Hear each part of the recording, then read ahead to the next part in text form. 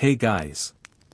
Settle here. Tonight we began why ancient cold was worse than modern cold. But before we get started, make sure that you subscribed and comment me where are you watching from. You wake before the cold announces itself. Not because it is loud, but because it has already arrived. In the ancient world, cold did not rush in. It did not shock the body awake. It seeped. It settled. It waited. The room is darker than you remember. Not because the sun has not risen, but because light is not yet invited inside. Walls are thick. Windows are small. Openings are covered, not sealed.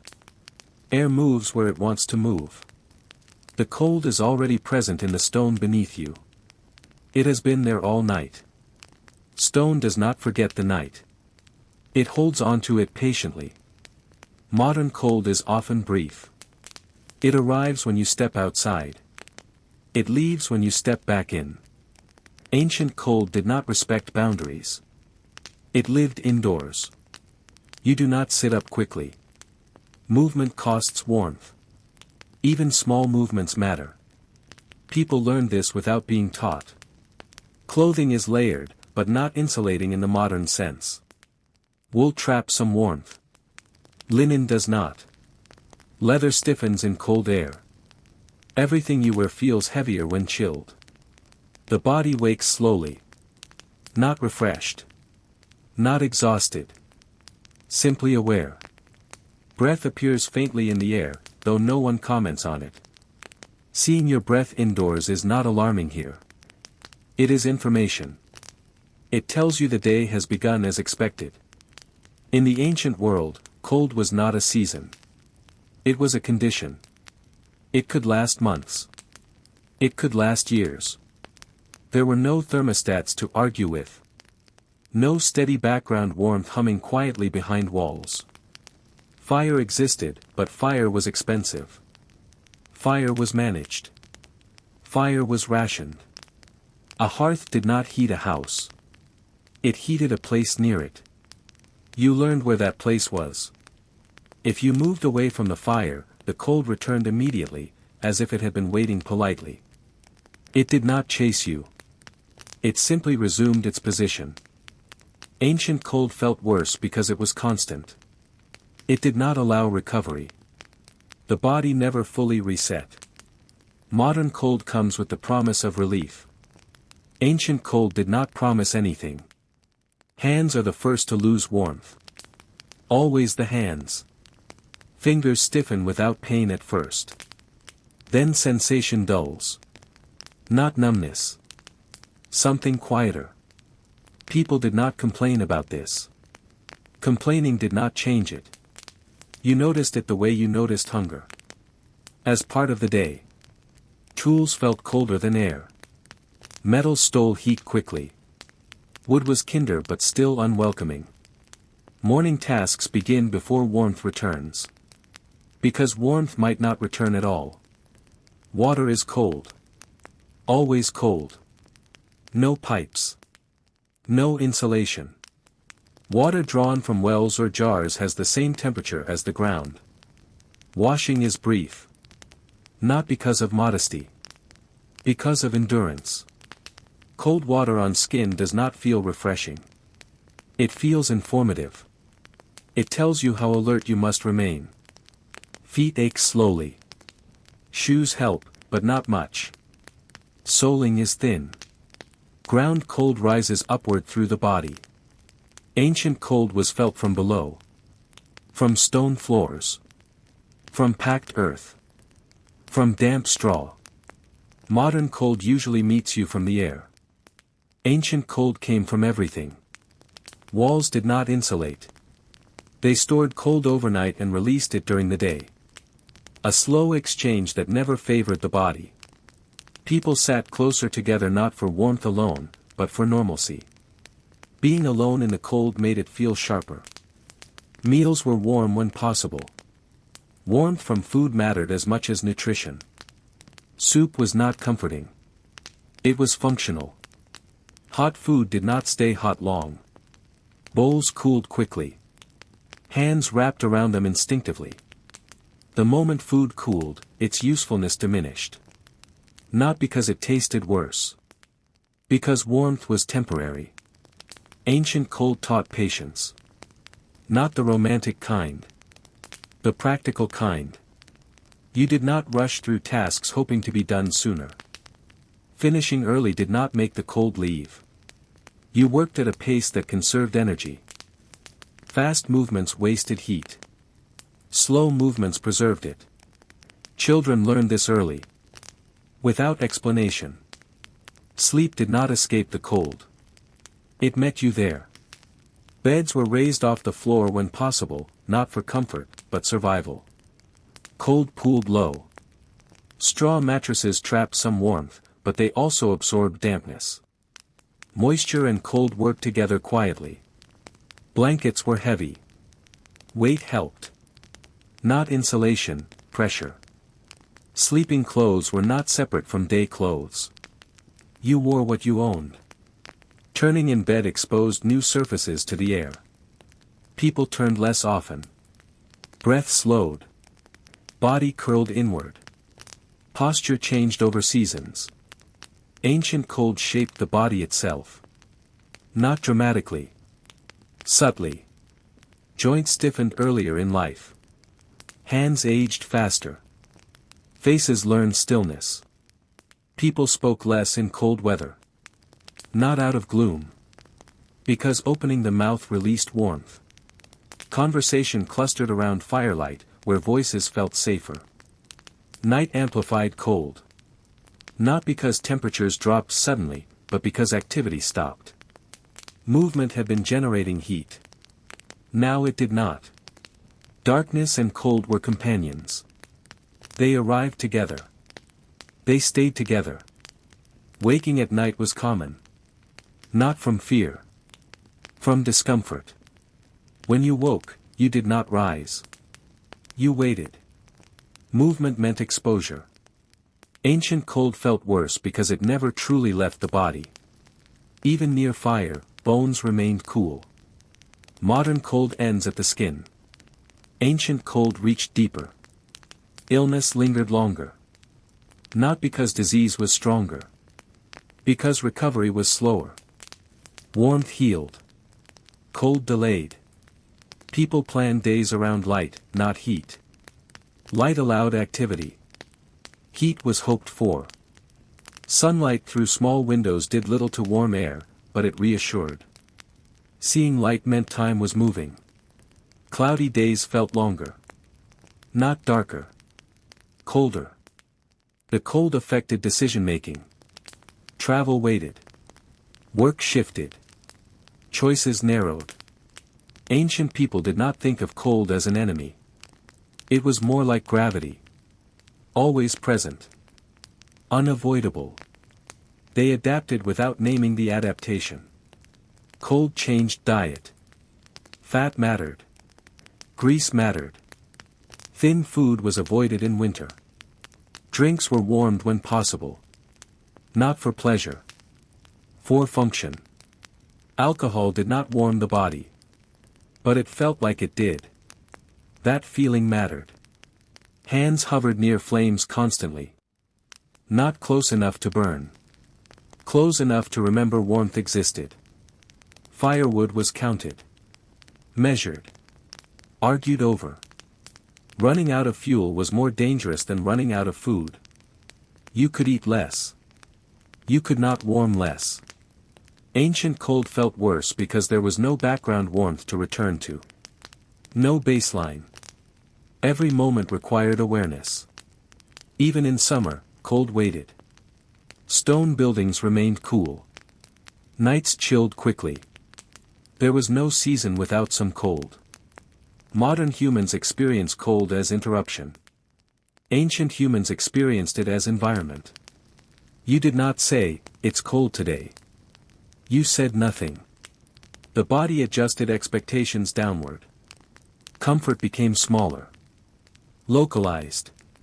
Temporary. A warm cup. A sunlit patch. A shared space. These were enough. Cold sharpened attention. numbed emotion, slowed reaction. It made people economical, with movement, with speech, with thought. Ancient cold did not threaten dramatically. It exhausted quietly. It wore you down over weeks, not hours. Modern cold is something you escape. Ancient cold was something you endured. By evening, the body felt heavier. Not tired. Weighted. You did not stretch. Stretching exposed skin. You prepared for night before night arrived.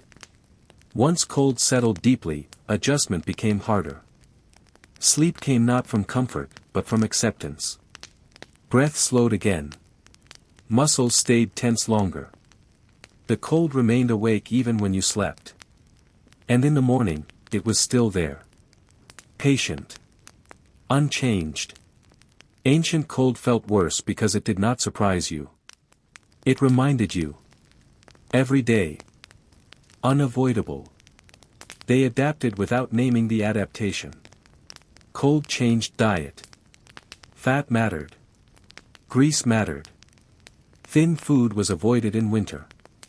Drinks were warmed when possible. Not for pleasure. For function. Alcohol did not warm the body. But it felt like it did. That feeling mattered. Hands hovered near flames constantly. Not close enough to burn. Close enough to remember warmth existed. Firewood was counted. Measured. Argued over. Running out of fuel was more dangerous than running out of food. You could eat less. You could not warm less. Ancient cold felt worse because there was no background warmth to return to.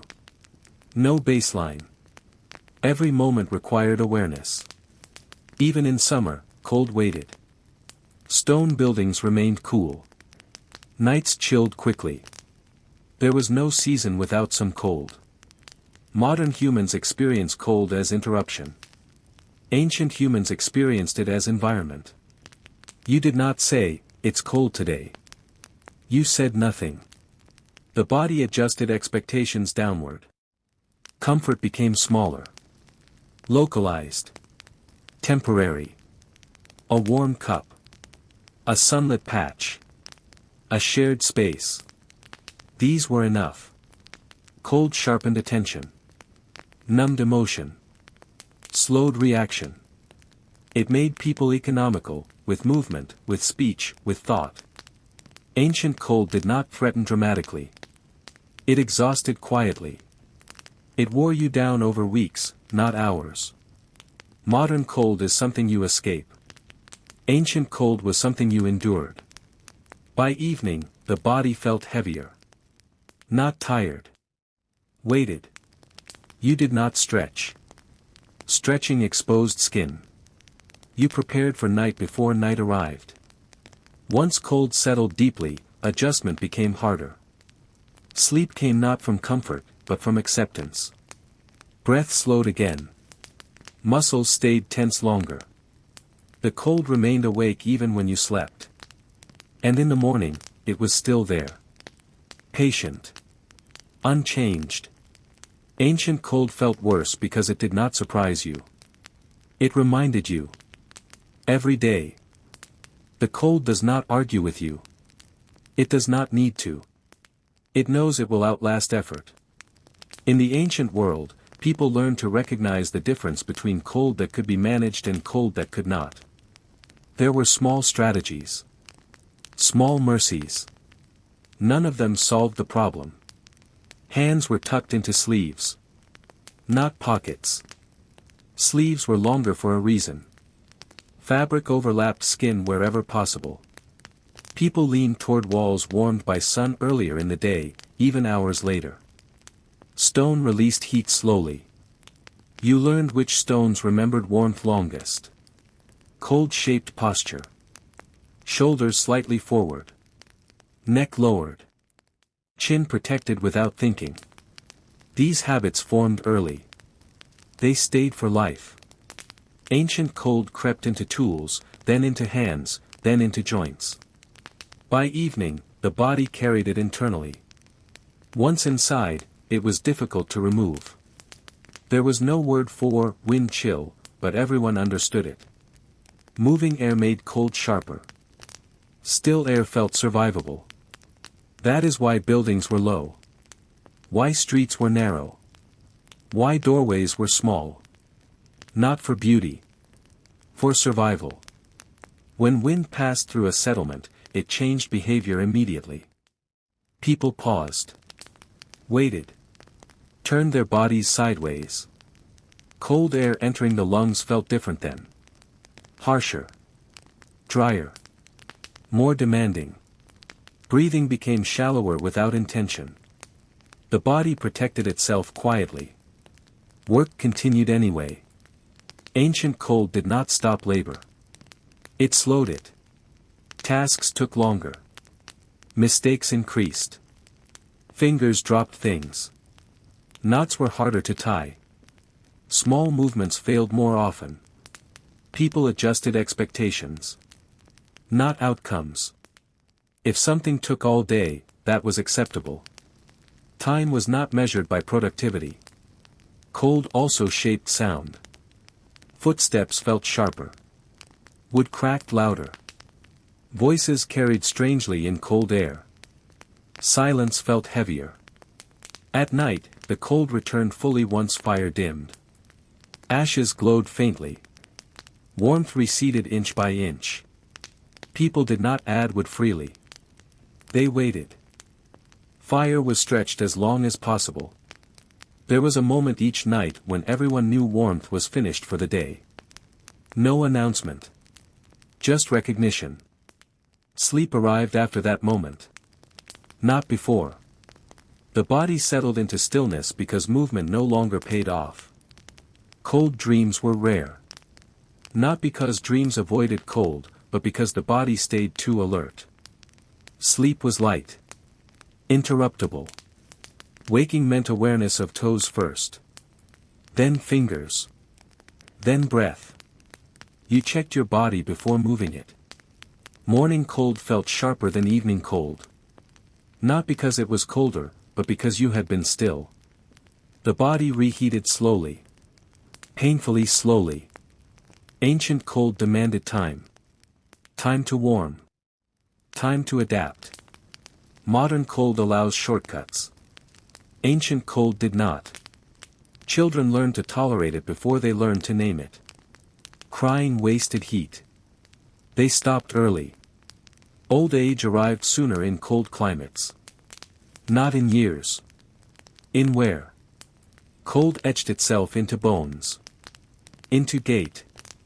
Into expression. People did not expect comfort.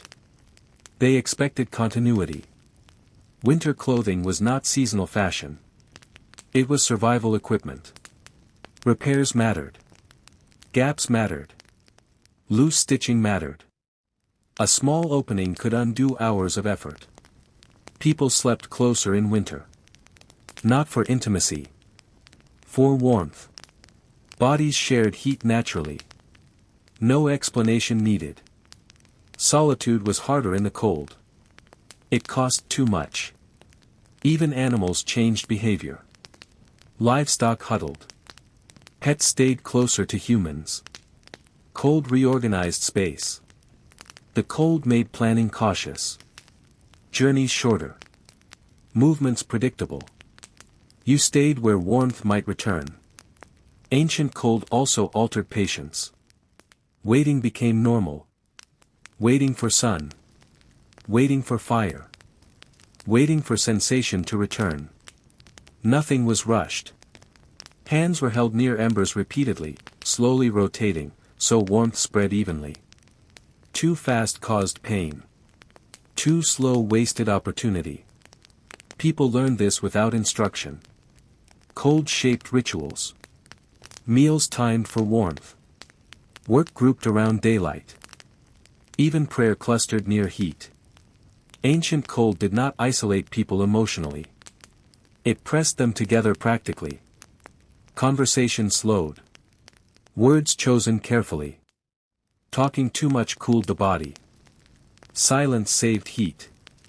When someone complained about cold, it meant something was truly wrong. Normal cold required no comment. Extreme cold was dangerous not because it shocked, but because it erased margins.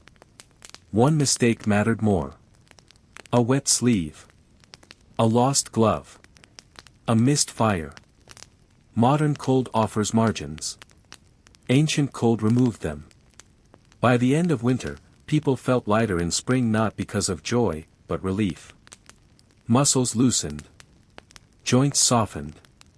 Warmth returned slowly, carefully. The body did not trust it at first. Even then, cold remained memory. It influenced behavior long after it left. Ancient cold stayed with you mentally. You planned for its return even in summer. You never assumed warmth was permanent. That is why ancient cold felt worse. Not because it hurt more, but because it stayed longer. Inside the body. Inside the day. Inside the year. It did not announce itself. It simply remained. And people lived within it. Quietly. Continuously. Without expecting anything else. Cold also taught memory. Not memories of events.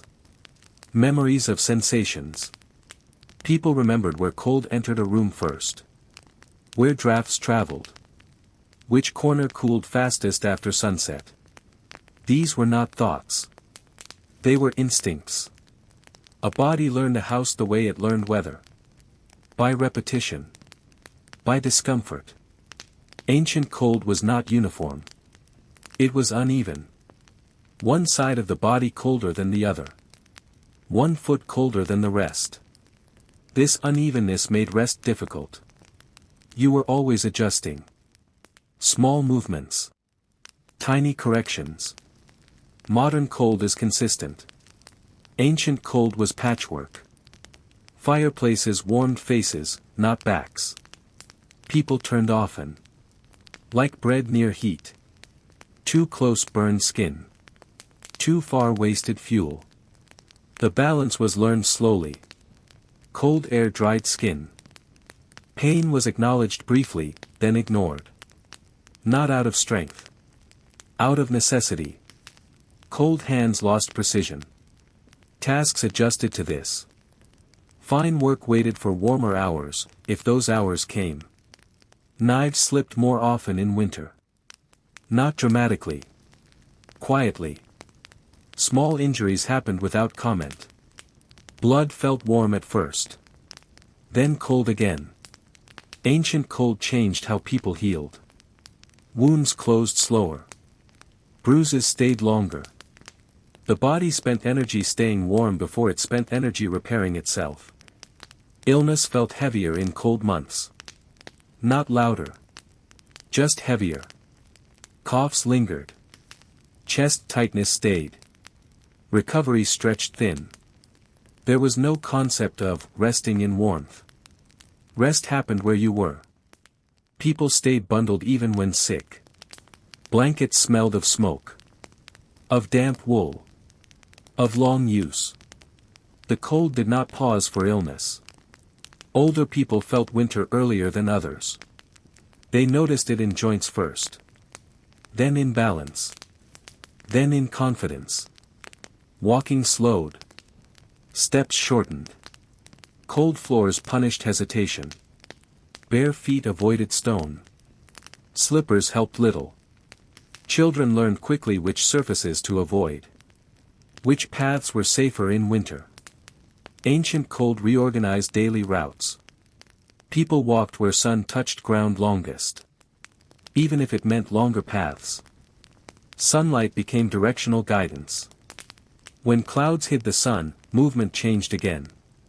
People stayed closer to shelter. Tasks compressed. There was no sense of bad weather. Only workable and unworkable moments. Cold days blurred together. Not because they were identical. Because they demanded the same response. Endurance became routine. The cold shaped language subtly. Words for discomfort were broad. Specific complaints were unnecessary. Everyone understood. Ancient cold also shaped smell. Smoke clung longer. Dampness lingered. Clothes rarely dried fully in winter. They warmed on bodies instead. Putting on cold clothing was expected. The shock accepted. Heat came after effort. Not before. Hands tucked under arms while waiting. Breath blown gently into sleeves. Small techniques repeated endlessly. No one thought of these as techniques. Ancient cold did not inspire heroism. It rewarded consistency. Those who survived winter were not braver. They were careful. Firewood was stacked deliberately. Protected from moisture. Counted again and again. Running out early was unforgivable. Not morally. Practically. Cold made mistakes permanent. Snow, when it came, quieted the world. Sound softened. Movement slowed. Snow was not celebrated. It was evaluated. How deep? How long? How heavy? Melting snow created new problems. Wet cold was worse. Wet clothing drained heat faster than air. Everyone knew this. Dryness mattered more than thickness. Ancient cold taught respect for materials. Wool mattered. Oil mattered. Grease mattered. Thin fabrics were avoided instinctively. Cold nights lasted longer when wind rose. Structures groaned. Wood shifted. People listened to buildings at night. Cracks told stories. A sudden noise meant movement somewhere. A door. A shutter. A loose board. Cold amplified these sounds. Sleep adapted. Not deep. Not shallow. Alert. The body stayed half listening. Ancient cold trained vigilance. Even in dreams, posture remained guarded. Limbs pulled inward. Neck protected. Morning came slowly. Not announced by alarm. By light shifting. The cold did not leave with sunrise. It only changed character. Morning cold felt sharper. Even cruel. But it was familiar. People rose not because they wanted to. But because staying still no longer helped. Movement created heat again. And so the cycle resumed. Ancient cold felt worse because it shaped every decision. Every movement. Every pause. There was no escaping it mentally. Modern cold ends when you step inside. Ancient cold stepped inside with you. It lived in walls. In floors. In tools. In habits. It became part of life's texture. People did not romanticize it. They did not curse it either. They adapted. Quietly. Daily. Without expectation of improvement. And when warmth finally returned. It felt unreal at first. Suspicious. The body waited for cold to come back. Because it always did. Cold also shaped trust. You trusted materials more than promises. A thick cloak mattered more than reassurance. People tested warmth with time, not touch. You waited to see if heat stayed. Temporary warmth meant little. Ancient cold taught skepticism. A fire that flared brightly but died quickly was not celebrated. A small fire that lasted mattered more. The same was true of days. A brief warm hour did not change plans. People waited for patterns. Cold taught long thinking. When warmth did arrive, bodies reacted cautiously. Muscles loosened slowly. Movement felt strange. Sudden warmth caused fatigue. The body relaxed too quickly. Ancient people understood this without words. They did not rush warmth. Even joy adjusted to temperature. Festivals in cold months were quieter. Shorter. More contained. Laughter escaped in bursts, then settled back into stillness. Cold made sound expensive. Breath spent on speech could not be reclaimed. People listened more in winter. Not philosophically. Practically. Listening conserved energy. Cold reshaped attention inward. Thoughts slowed. Plans simplified. Complex ideas waited for warmer seasons. Winter was not a time for invention. It was a time for maintenance. Ancient cold reduced life to essentials. Warmth. Food. Shelter. Continuation. Everything else became optional. That is why ancient cold felt heavier. It narrowed the world. Modern cold is experienced in contrast. Ancient cold was experienced as baseline. People did not imagine warmth as default. Warmth was an interruption. The body calibrated itself accordingly. Cold mornings trained discipline without intention. You rose when necessary. Not when comfortable. Comfort was not expected. Hands stiffened every morning. They loosened every afternoon. This rhythm became invisible. The body learned to wait. Cold also altered time perception. Minutes stretched. Hours blurred. Without heat, time felt thicker. People measured days by endurance, not events. A good day was one where nothing went wrong. Cold sharpened risk awareness. Wet ground meant danger. Metal meant pain. Children were warned quietly. Pulled back gently. Cold parenting was practical, not verbal. Ancient cold also altered smell memory. Smoke became familiar. Dampness normal. Warm smells, bread, broth, felt stronger in winter. They lingered emotionally. Smell replaced comfort. When someone brought hot food indoors, it changed the room briefly. Not just temperature. Mood. Everyone noticed. No one spoke. Ancient cold made gratitude silent. Clothing repairs happened constantly. Small tears mattered. Air found openings easily. Needles were slow in cold hands. Thread stiffened. People worked anyway. Cold forced efficiency in motion. No unnecessary gestures. No excess. Gestures shrank. Posture tightened. Over years, this shaped appearance. Faces grew still. Expressions economical. This was not sadness. It was adaptation. Ancient cold did not crush spirits. It trained them. People laughed when appropriate. Not excessively. Joy existed. It was just contained. When warmth finally stayed. When seasons turned. The body responded gradually. Spring was not explosive. It unfolded. People trusted warmth only after repetition. 1 warm day meant nothing. 3 meant caution. 10 meant belief.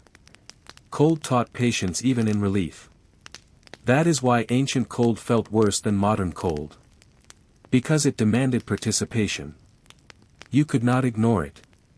You could not outsource it. You could not escape it. You lived inside it. Adjusted to it. Became shaped by it. And when it returned, as it always did, you were ready again. Not because it hurt less, but because it was familiar. And familiarity made survival possible. Cold also shaped how people imagined the future. Plans rarely extended far past the season. You thought in terms of weeks. Of supplies. Of weather holding. Long-term dreams waited for warmth. In cold months, imagination narrowed. Not because people lacked hope. Because energy was directed elsewhere. The body guarded itself first. Thought followed later. Ancient cold made people practical philosophers. They understood limits without debate. You did not argue with winter. You prepared for it. Preparation was repetitive. Routine. Almost boring. Wood chopped the same way every year. Clothes mended the same way. Shelter checked again and again. Cold rewarded repetition. People trusted habits more than ideas. When storms came, they were not dramatic interruptions. They were intensifications. The same cold, only louder. Wind pushed it deeper into structures. Snow pressed it downward. People stayed inside not from fear, but calculation. Inside was not warm. It was less cold. That difference mattered. Ancient cold taught people to value small differences. One layer. One wall. One shared body. These were enough. Cold also influenced storytelling. Stories told in winter were slower. Longer. Less exciting. They filled time. They filled stillness. Voices stayed low. Firelight flickered. Stories were not performed. They were shared. Cold did not invite spectacle. It invited continuity. Ancient cold also altered memory of hardship. Pain blurred. Discomfort normalized. People remembered winters not by severity, but survival. Did we get through? That was the measure. Cold years were counted by loss. Not statistics. Absences. A neighbor gone. An animal lost. A roof failed. Cold revealed weakness slowly. Not suddenly. Modern cold is measured by numbers. Ancient cold was measured by outcome. The body also learned to ration warmth internally. You did not fully relax unless necessary. Even near fire, muscles stayed guarded. This constant low tension shaped fatigue. People were tired differently. Not exhausted. Worn. Rest did not fully reset the body. It stabilized it. That is why mornings felt similar regardless of sleep. Ancient cold also reshaped social rhythms. Visits shortened. Gatherings tightened. People left before cold deepened. Timing mattered. Even generosity adjusted. Food shared when warm. Not stored. Warmth was communal. Cold was individual. That contrast mattered. Children learned to recognize cold as teacher. They watched adults. They copied movements. No lectures were needed. Ancient cold was inherited knowledge. Even language reflected this. Fewer words for temperature. More for condition. Cold was not an adjective. It was context. You did not describe the day as cold. You described what still worked. The fire held. The roof stayed dry. The animals made it. Those were victories. Ancient cold also shaped belief. Not religion itself, but posture toward uncertainty. You learned humility early. Weather humbled everyone equally. Status mattered less when cold came. Nobles had thicker walls. Not warmer bodies. Cold reached everyone eventually. This shared experience created quiet solidarity. Not spoken. Understood.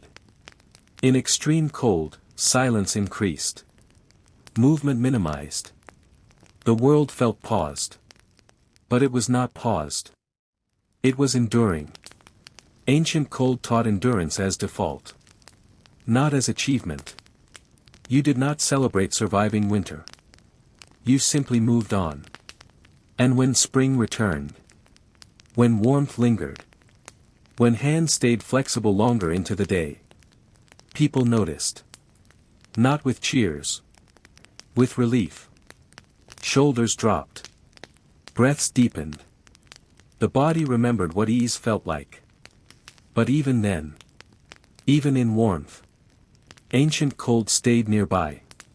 In stone. In habit. In memory. It shaped lives long after it passed. That is why ancient cold felt worse than modern cold. Because it was never just temperature. It was environment. Expectation. Routine. It asked nothing dramatic. Only persistence. And people gave it that. Day after day. Season after season. Quietly.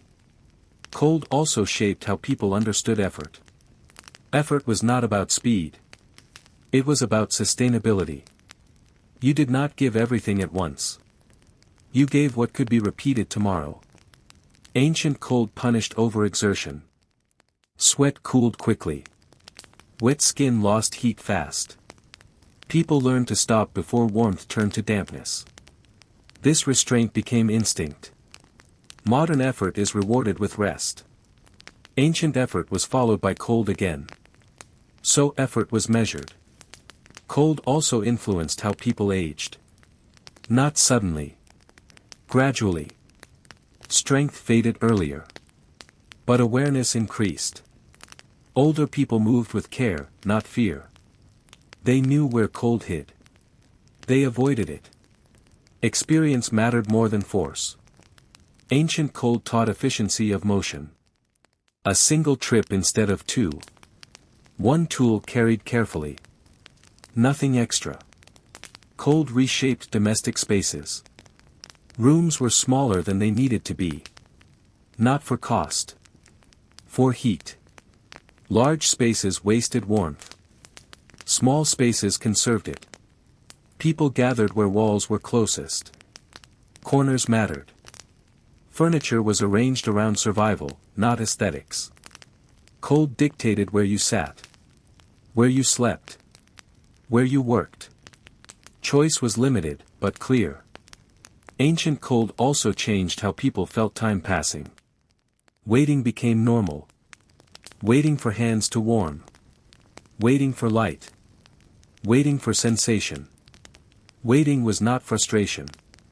It was rhythm. The body learned patience without instruction. Cold made mornings feel longer and evenings shorter. Not by clock. By endurance. You measured the day by how long warmth lasted. Ancient cold did not bring drama to every moment. Most of the time, it was background. Constant. Low level. That constancy was the burden. Modern cold is episodic. Ancient cold was continuous. It followed you through tasks. Through meals. Through conversations. It was always there, asking for a share of attention. Cold also shaped how people touched each other. Touch lingered longer.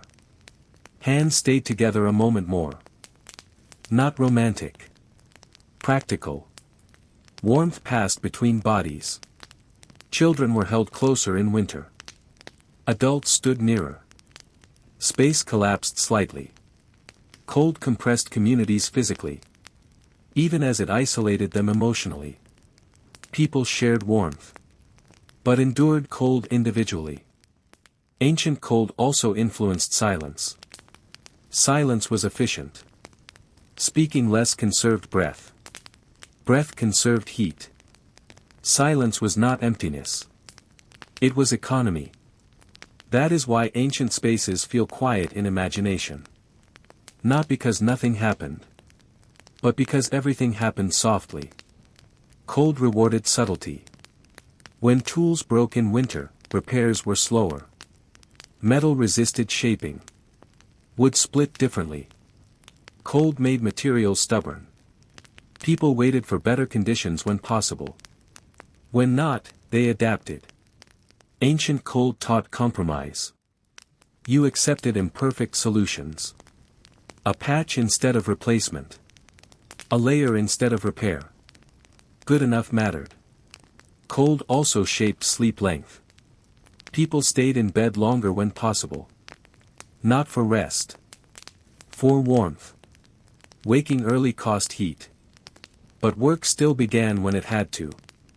This tension never resolved. It became routine. Ancient cold felt worse because it made every choice cost something. Move and lose heat. Stay still and stiffen. There was no ideal answer. Modern cold offers clear solutions. Ancient cold offered trade-offs. People lived inside those trade-offs daily. And slowly, almost imperceptibly, they stopped comparing. There was no better to imagine. Only enough. Enough warmth to function. Enough food to continue. Enough light to finish the day. Cold defined enough. That is why it felt heavier. Because it framed life itself. Not as comfort. But as continuation. And continuation was the goal. Day after day. Winter after winter. Quietly endured. Cold also shaped how people understood success. Success was not improvement. It was stability. If nothing broke. If no one fell ill. If the fire lasted. That was enough. Ancient cold lowered expectations gently. Not in despair. In realism. People did not ask for warmth everywhere. They asked for it somewhere. A warm corner. A warm meal. A warm hour. These were victories. Cold also influenced how people remembered childhood. Memories were sensory. Rough wool. Cold floors. Smoke in the eyes. Warmth appeared as moments, not environments.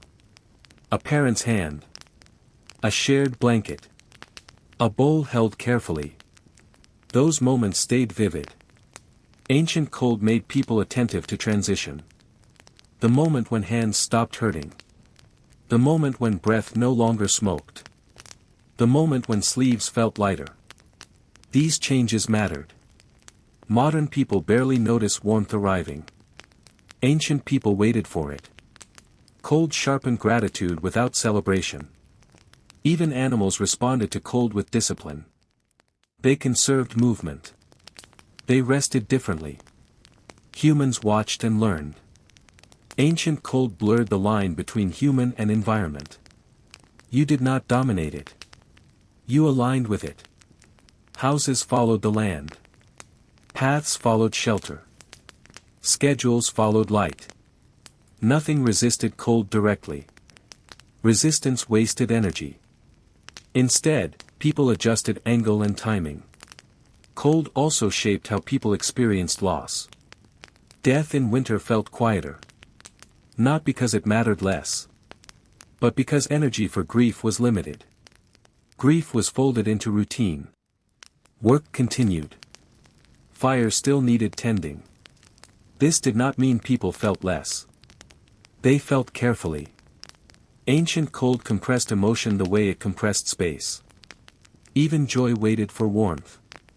When winter finally loosened its grip. The change felt gradual, not dramatic. No sudden release. No explosion of color. Just longer days. Softer mornings. Hands staying flexible a little longer. The body trusted warmth slowly. Ancient cold taught caution even in relief. People kept cloaks nearby well into spring. They watched the sky. They waited. Because cold always returned. That expectation shaped behavior deeply. Modern cold is treated as an inconvenience. Ancient cold was treated as a fact. You did not defeat it. You coexisted. This coexistence required constant, low-level attention. Not fear. Awareness. That awareness never turned off. Ancient cold felt worse because it demanded mindfulness without reward. There was no prize for enduring it. Only continuation. And yet, life persisted. Meals were shared. Children grew. Stories were told. All within cold. The human capacity to normalize discomfort is immense. Ancient cold relied on that capacity. It did not need to be extreme. It only needed to be constant. That constancy shaped bodies, minds, and cultures. It shaped architecture. It shaped habits. It shaped silence. And it shaped expectations. When you expect warmth, cold feels hostile. When you expect cold, warmth feels generous. Ancient people lived in that reversed expectation. That is why ancient cold felt worse to a modern body. Because it would feel endless. Unnegotiable. Inescapable. Not painful in a dramatic way. Just persistent. It would follow you from waking to sleep. From room to room. From thought to thought. And eventually, without noticing exactly when, you would stop fighting it. You would adjust. Slow down. Conserve. You would learn what ancient people learned. That survival was not about conquering cold. It was about living carefully inside it. Day by day. Season by season. Quietly continuing. Cold also reshaped how people noticed their own bodies. You became aware of joints long before pain arrived. You sensed stiffness before it became limitation. The body spoke softly in cold. You learned to listen. Hands told you when to stop. Feet told you when to shift weight. Breath told you when movement had gone too far. Ancient cold made self-awareness practical. Ignoring signals cost too much. People learned to work just below discomfort. Not beyond it. Cold punished bravado. It rewarded restraint. Sweat was dangerous. So was pride. Ancient labor looked slow not because people lacked strength, but because strength was preserved. This preservation shaped work rhythms. Frequent pauses. Small adjustments. Stillness woven into motion. Rest was not scheduled. It emerged naturally.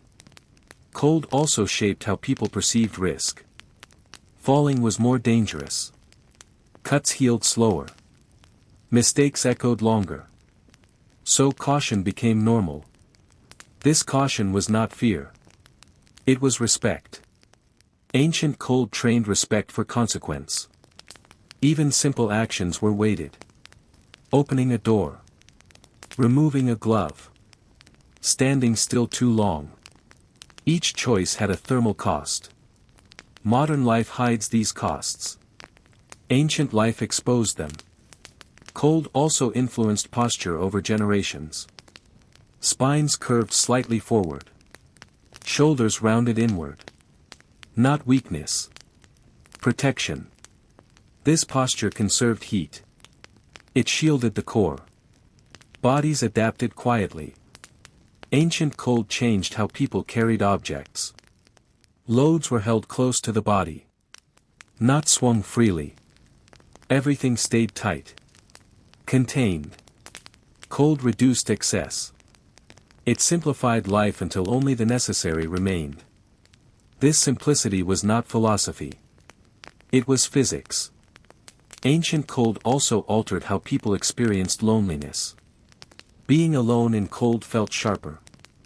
Not emotionally. Physically.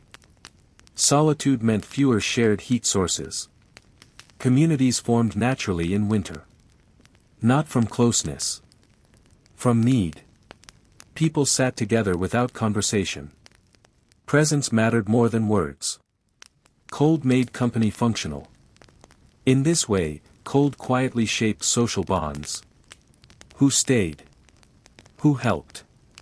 Who shared? Warmth created trust faster than promises. Ancient cold also affected how people ended their days. Evenings shortened not by clocks, but by tolerance. Once the body cooled too far, the day was finished. Tasks waited. Darkness and cold worked together, closing the world gently. You did not resist bedtime. You accepted it. Sleep came as strategy. Even dreams adapted. They stayed muted. Close to waking. The body never fully surrendered awareness. Ancient cold trained light sleep. Interruptible sleep. Not restful. Protective. Morning returned not with freshness, but readiness. You woke prepared, not renewed. Cold shaped resilience without optimism. It did not promise improvement. Only repetition. And people learned to live inside repetition. That is why ancient cold felt worse. Because it removed illusion.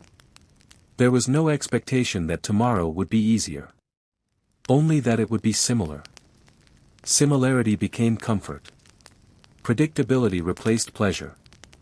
Modern discomfort feels shocking because it interrupts expectation. Ancient discomfort was expected. That expectation softened its emotional weight. Even as its physical presence remained. Cold did not frighten people. It accompanied them. Like gravity. Like darkness. Always present.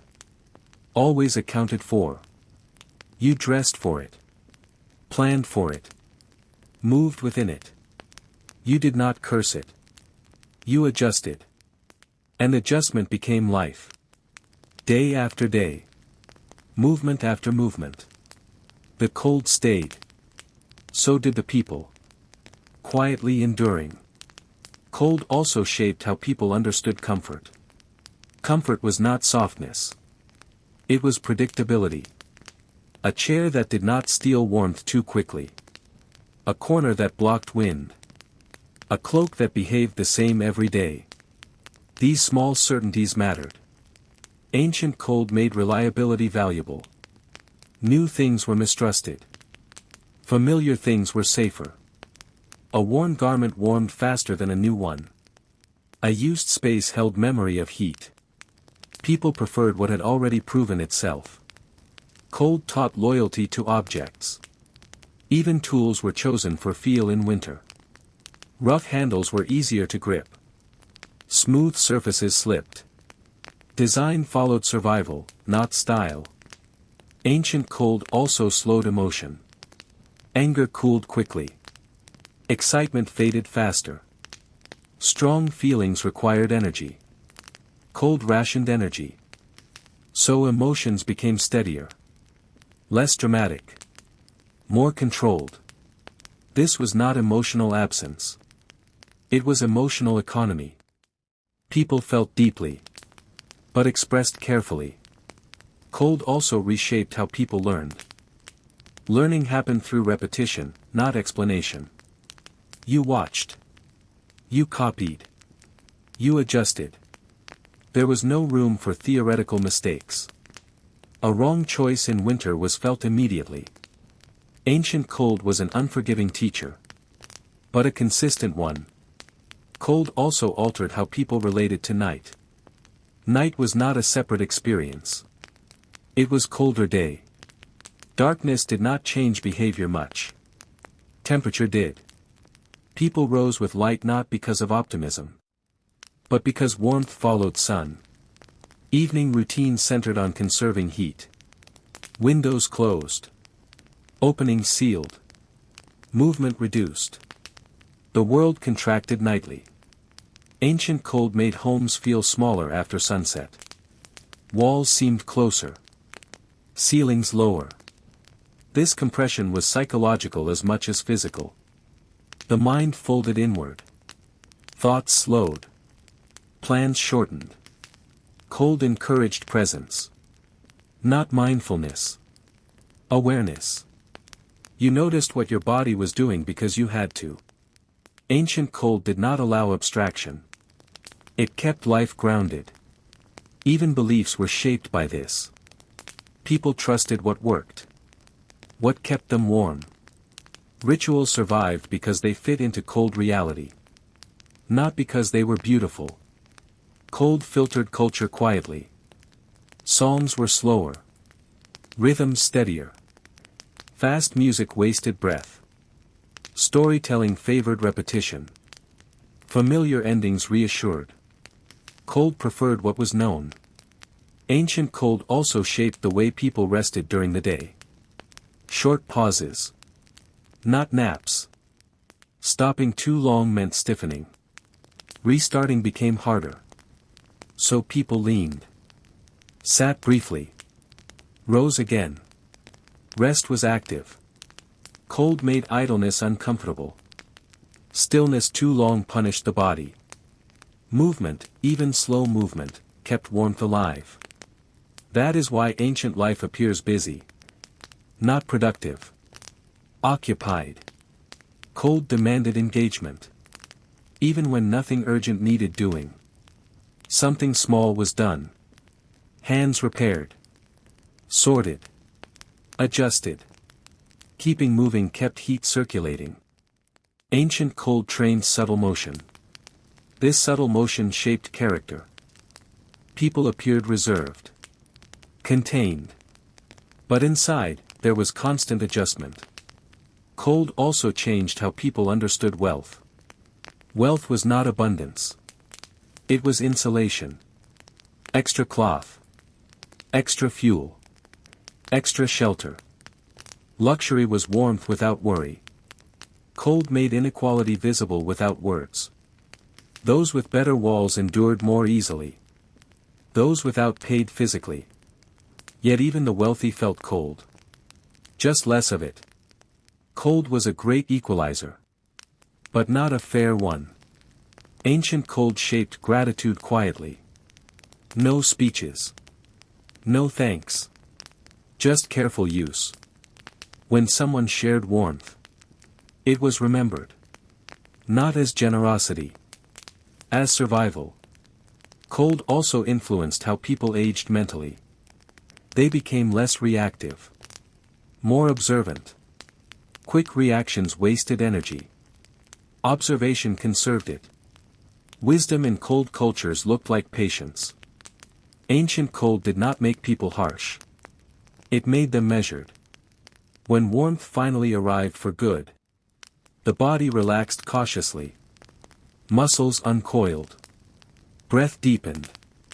But habits stayed. People still layered. Still prepared. Cold had taught them not to trust ease. And that lesson remained.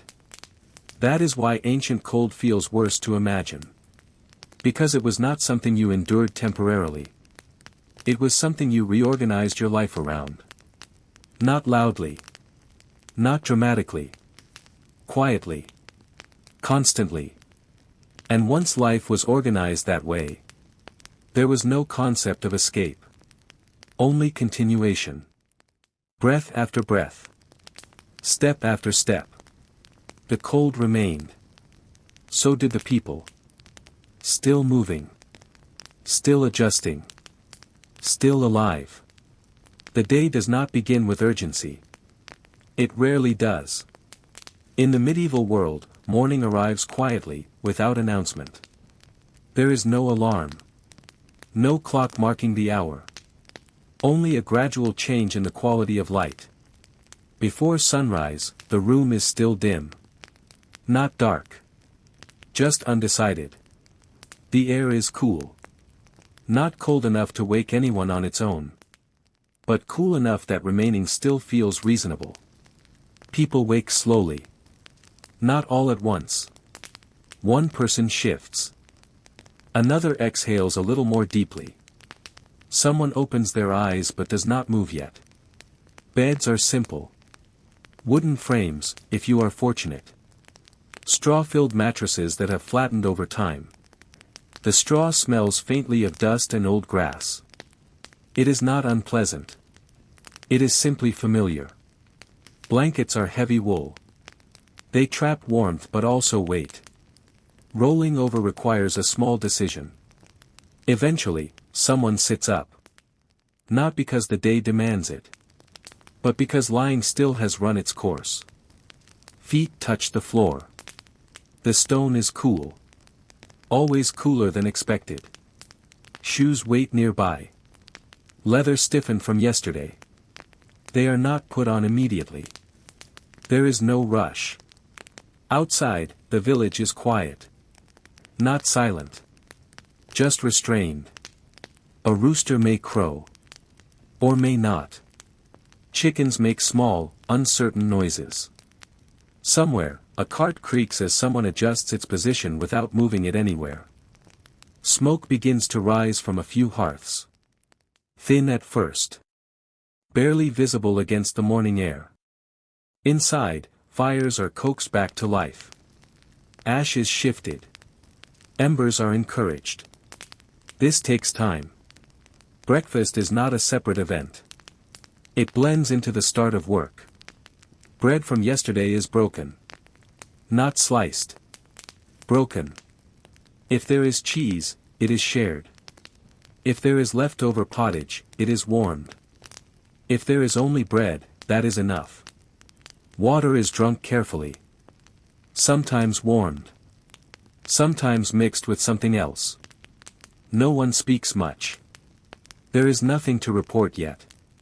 Outside, light increases slowly. The sky does not brighten all at once. It takes its time. Shadows soften. Edges lose their sharpness. Work begins not at a fixed hour, but when the light feels usable. Fields wait. They always wait.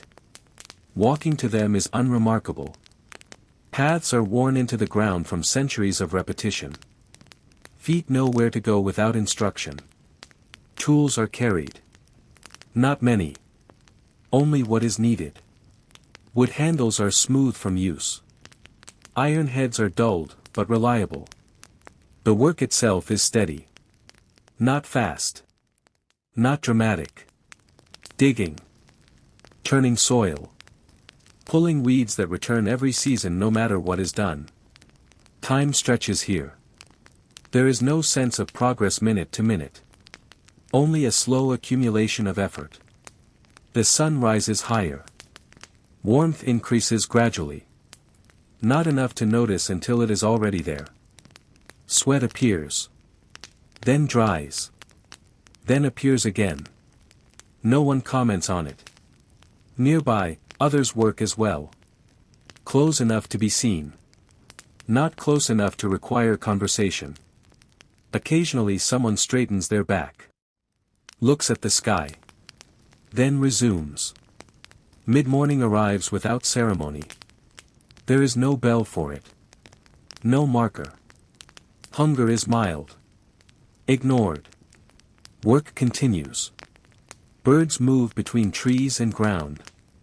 They do not care about the fields. They are simply present. By late morning, the light is harsher. Shadows shorten. Someone pauses to drink. Water from a flask tastes faintly of leather and smoke. It is acceptable. Around this time, small adjustments are made. A hat is repositioned. A sleeve rolled up. Nothing more. Eventually, the work slows. Not stops. Just loosens its grip. This is as close as the day comes to a midpoint. Food is eaten again. Simple. Predictable. Bread. Onions.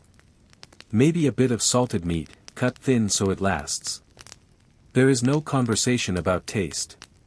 Food is not entertainment. After eating, there is a moment. Just a moment. Where movement pauses. No one lies down. But no one rushes either. Then work resumes. Afternoon stretches longer than morning. Always has. The sun begins to move in a way that can be felt, not seen. Heat shifts. Air thickens. Tasks change slightly. Less digging. More carrying. Wood is stacked. Tools are checked. Animals are tended to. They require attention but not discussion. A cow flicks its tail.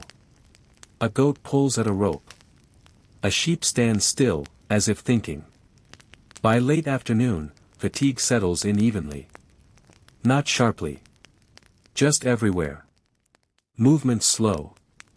Mistakes increase, but no one remarks on them. The day is not evaluated. It simply happens. As light softens again, people begin to drift back toward the village. Not all at once. Individually. Paths fill slowly. Footsteps overlap, then separate. Smoke rises more steadily now. Fires are rebuilt with intention. Inside homes, the air warms unevenly. One corner hot. Another still cool.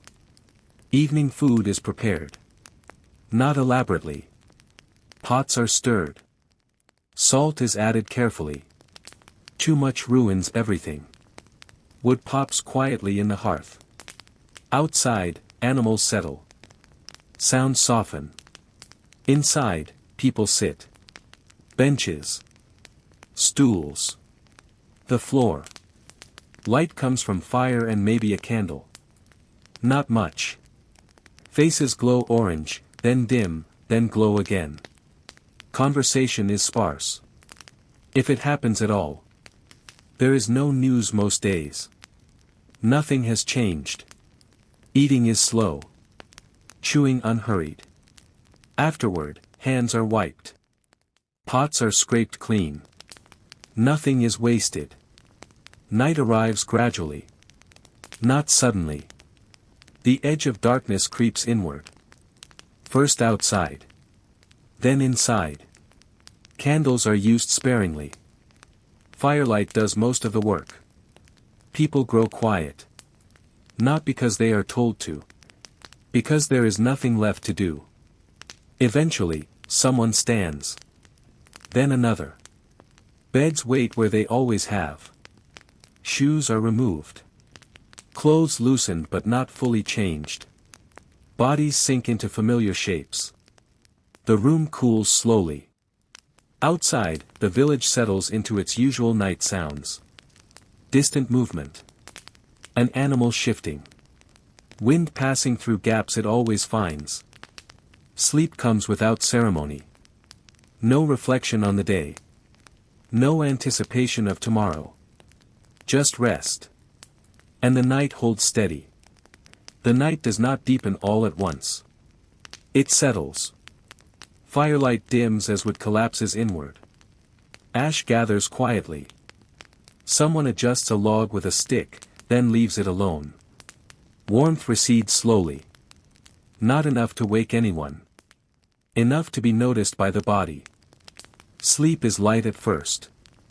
The kind that listens while resting. Breath evens out. Muscles loosen only partway. The body does not forget where it is. Outside, the world continues in smaller sounds. A dog shifts its position. An owl moves somewhere unseen. Wind presses briefly against a wall, then passes. Inside, people turn carefully. Not often. Just enough to stay comfortable. Dreams come and go without story. Images without edges. Feelings without language. Nothing urgent. At some point in the night, someone wakes. Not fully. Just enough to register cold. They pull a blanket closer. Tuck hands inward. Then sleep resumes. This waking happens to everyone, eventually. It is expected. It is not named. The cold remains patient. Hours pass without being counted. Darkness is complete now. Not frightening. Simply present. In this darkness, time does not move forward so much as it rests. Bodies breathe. Hearths cool. The village holds still. Near dawn, the cold feels sharper. Not because it has grown stronger. But because the fire has finished its work. Sleep thins again. Someone coughs softly. Someone else shifts their weight. The night prepares to release its hold. Outside, the sky changes before anyone notices. Not brighter. Just less dark. Birds begin quietly. Not singing. Testing. The village does not respond yet. Inside, eyes open. Then close again. There is no need to hurry. Eventually, movement resumes. One person sits up. Another follows. The cycle begins again. The floor is still cool. The air unchanged. Shoes wait where they were left. Nothing is new. Nothing is different. And because of that, the day proceeds without resistance. This sameness is not boredom. It is stability. In a world shaped by effort and restraint, predictability is comfort. So the morning unfolds once more. Slowly. Quietly. The fire is coaxed back. The light returns. The body adjusts. And life continues. Not because it is exciting, but because it is possible. Day after day. Night after night. Always moving forward. Even when it feels like standing still. Morning settles into the body before the mind acknowledges it. Light shifts again, slowly filling familiar shapes. Walls emerge. Ceilings regain their edges. The air smells faintly of yesterday's fire. Of ash. Of damp wool. Someone moves toward the hearth. Not eagerly. Out of habit. Ash is stirred. A breath is blown gently. A spark answers. Fire does not return all at once. It needs patience. So does the morning. Hands hover near the growing warmth. Close enough to feel it. Not close enough to waste it. Outside, doors open quietly. Wood complains softly. Then settles. The village stretches. Not metaphorically. Physically. Animals shift. Chains rattle once, then stop. Someone checks a latch. Water is fetched. Buckets knock lightly against legs. The weight is familiar. Cold water numbs fingers briefly. Then sensation fades into acceptance. Back inside, water is set near the fire. It will warm slowly. Everything warms slowly. Bread is taken out. Not fresh. Never expected to be. It is broken again. Always broken. Chewing takes time. Not because it is difficult. Because there is no reason to rush. Conversation remains minimal. A few words. Necessary words. Plans are understood without being spoken. Work waits. It always waits. As the day advances, tasks resume their quiet pull. Fields. Animals. Repairs. Nothing dramatic changes from yesterday. That is the point. The body settles into motion again. Muscles remember. Hands repeat. There is comfort in repetition. Not excitement. Reliability. Sunlight strengthens. Shadows shorten again. Heat returns gradually. Not enough to celebrate. Enough to notice. Clothing loosens slightly. A sleeve rolls back. A hood is lowered. Sweat appears briefly. Then disappears. The land absorbs effort without comment. So do the people. Midday arrives unnoticed. Then passes. The afternoon stretches. Longer than expected. Always longer. Fatigue is even now. Spread throughout the body. Movement slows. But does not stop. Someone pauses to straighten their back. Someone else wipes their face. Work resumes. Birds settle again. Insects hum faintly. The world holds its steady rhythm. As the sun lowers, attention shifts subtly. Tasks are wrapped up, not completed. Nothing is ever fully finished. Tools are returned. Wood is stacked. Animals are guided back. The village gathers itself again. Evening approaches without announcement. Smoke thickens. Firelight strengthens. Inside, bodies sink into rest positions. Not lying down. Just no longer standing. Food is prepared again.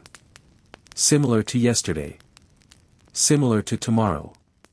There is comfort in that. Eating is quiet. Listening replaces speaking. The day loosens its grip slowly. One task at a time. When darkness returns, it is expected. Welcomed, even. Candles are lit briefly. Then extinguished. Firelight is enough. Night closes in gently. The world contracts again. People lie down. Blankets pulled close. Bodies curled inward. Breath steadies. The cold waits, as it always does. Not threatening. Not hostile. Just present. Sleep returns in layers. Light at first. Then deeper. The village quiets fully. And somewhere between one breath and the next, time releases its hold again. The cycle continues. Unremarkable. Uncelebrated. Enduring.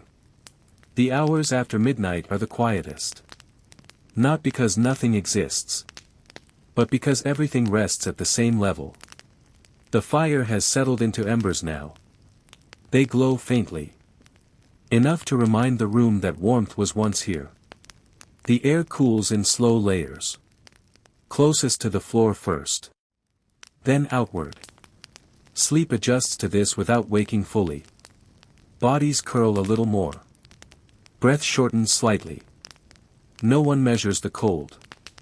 They feel it the way they feel gravity. Outside, the sky holds steady. Stars remain fixed. Clouds pass without being noticed. Somewhere far off, an animal moves. The sound travels, then fades. Inside, a sleeper turns carefully. Wool shifts. Straw compresses. Nothing breaks the night. These hours are not owned by thought. Thought belongs to daylight. Night belongs to maintenance. The body repairs itself quietly. Not completely. Just enough. When pain appears in sleep, it is vague. A stiffness. A pressure. It does not become narrative. It passes. Ancient nights were not times of fear. They were times of acceptance. There was no expectation that night would entertain or restore. It simply held you until morning. Breath after breath. The body stayed. Toward the end of night, cold becomes more noticeable again. Not sharp. Persistent. The fire is gone now. Only ash remains. Sleep thins. Eyes open briefly, then close. Someone listens to the room without realizing it. The house makes familiar sounds. Wood contracting. Stone releasing the day it stored. These sounds do not alarm. They confirm place. Before dawn, the body wakes one last time. Not fully. Enough to know the night is nearly finished. Waiting begins again. This waiting is not impatience. It is alignment. You wait for light. You wait for warmth. You wait because that is how the day begins. Outside, the sky changes tone. Not brightness yet. Just direction. Birds test the air again. One call. Then silence. Inside, someone sits up slowly. Movement is careful. Joints negotiate. Feet touch the floor. Cold returns briefly. Then recedes into background awareness. The morning fire is prepared once more. Ash shifted. Wood chosen. This ritual is unchanged. It does not improve. It does not need to. A spark answers again. Light grows. The room takes shape. The day begins exactly as expected. And that expectation is its comfort. Life moves forward not in leaps, but in repetitions. Each one familiar. Each one survivable. And so the quiet endurance continues. One slow morning at a time. One steady night at a time. The morning unfolds in deliberate gestures. Hands reach for simple tools. Bowls are filled with water, and it is drawn from the well or the stream, always measured, always repeated. The sound of water moving over stone or wood fills the small room, steady and predictable. No rush. No drama. Only the rhythm of routine. Clothing is prepared with care, folded, inspected for wear, patched where necessary. Every stitch counts, every tear remembered. The smell of wool, of linen, of smoke lingers faintly in the air. These small sensory details mark the passage of time more clearly than clocks. Breakfast is simple. Grains boiled in water. A little salt. Perhaps milk, if it has not soured overnight. Bread is torn rather than cut. Each bite chewed slowly. The body awakens gradually with each morsel. The day's work is anticipated, not feared, not celebrated. It simply is. Outside, the world begins its measured activity. Animals stir.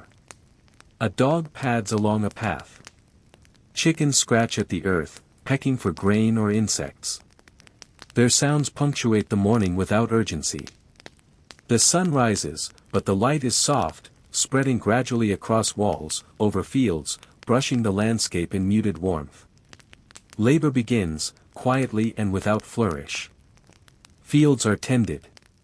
Tools lift and drop. Soil is turned.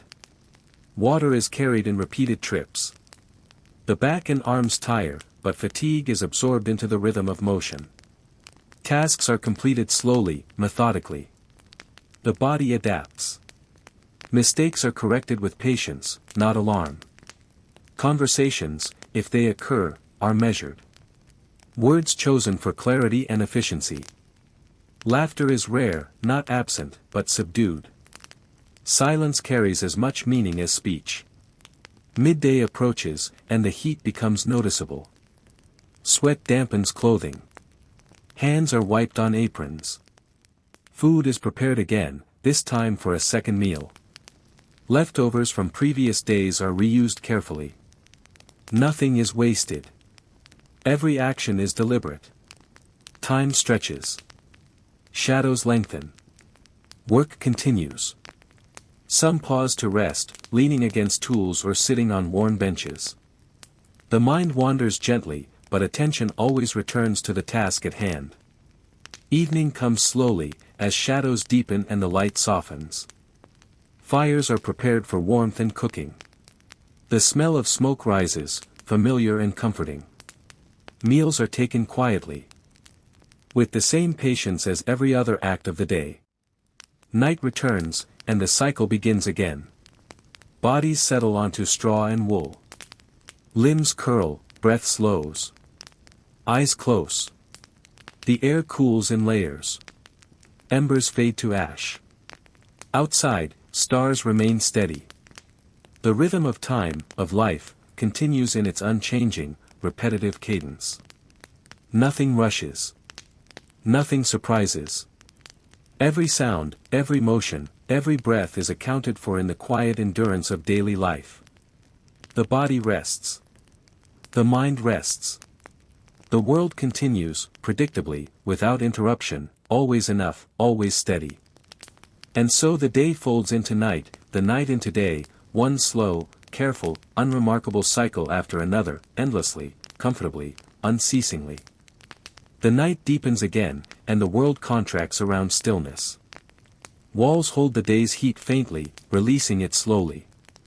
The straw beneath bodies sags slightly with weight, then settles. Breath comes in gentle, regular waves. Limbs shift minimally, unconsciously negotiating comfort.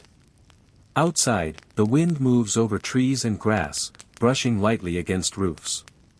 Its sound is distant and even. The moon follows its silent arc, unnoticed, a faint glow on the horizon. Shadows stretch and shrink as if the world itself breathes quietly. Somewhere, a door creaks under its own weight. A hinge resists, then moves. Inside, it registers without causing alarm. Familiar sounds are comforting. The floorboards speak the language of lived-in spaces. Stone murmurs of the day it has stored. The body listens without thinking. Cold creeps in slowly from openings, gaps in walls, the edges of doors and windows. It reaches the floor first, climbing in thin layers. The sleeper does not awaken fully. They feel it as a presence, like the faint pressure of the world, acknowledged without concern. Night stretches. Time becomes amorphous. Minutes and hours are indistinct. Awareness narrows to breath, to the subtle ache of joints, to the faint warmth of layered clothing. Muscles relax further, though the mind registers only faintly. In some rooms, a small fire remains, the occasional spark flaring.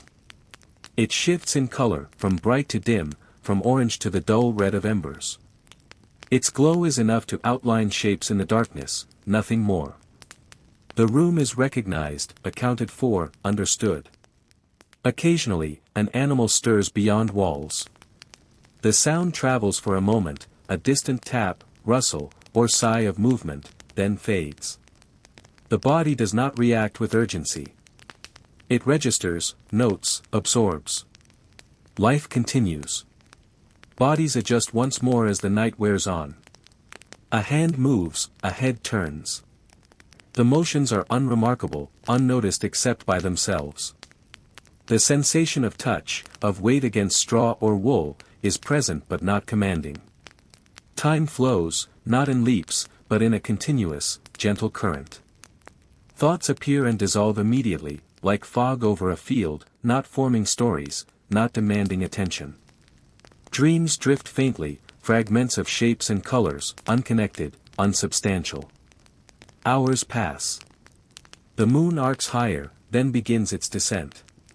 Clouds move lazily across the sky, casting subtle shifts of shadow through openings. The stars remain fixed, constant companions. Silence dominates, but not oppressive silence. It is the sound of persistence, of endurance, of life measured in patience and repetition. And when the first faint light of morning creeps along the horizon, it does so imperceptibly. Shadows lengthen and recede simultaneously. Birds test the air with cautious calls. Water glimmers faintly.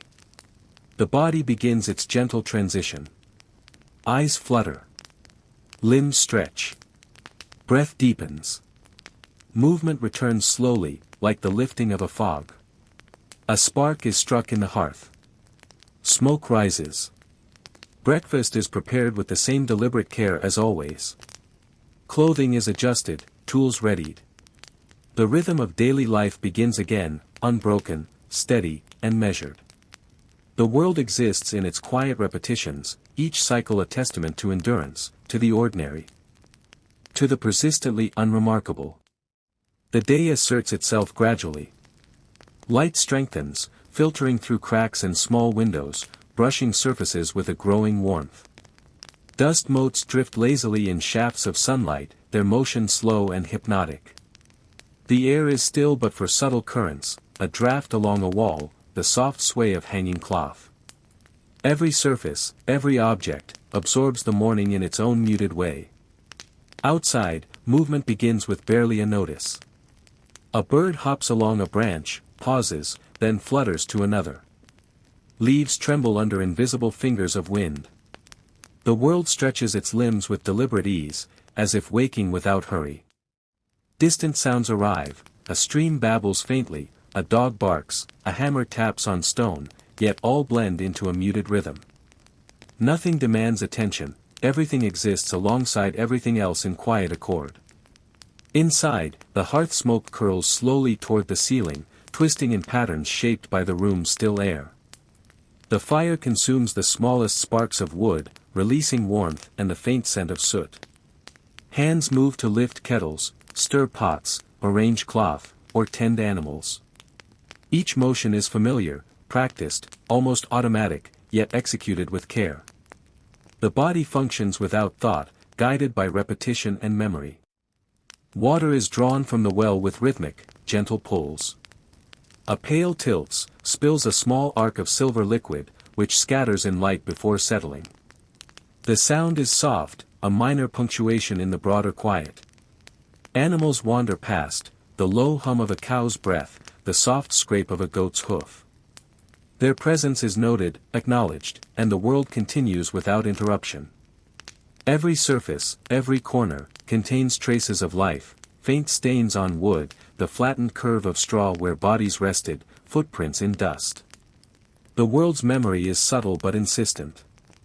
It records without judgment, preserves without intention. Each cycle of action reinforces the last, layering stillness and motion, silence and sound, into a continuous, almost imperceptible texture. Minutes elongate. The sun climbs higher, warming walls and floors. Shadows shift slowly, stretching, shrinking, merging, and dividing. Light, temperature, and motion are measured in gradual changes. The body, too, registers these shifts. Muscles loosen, joints rotate with minimal strain, breathing maintains a calm cadence. Thoughts are muted, unobtrusive, floating like tiny leaves on a vast, slow river.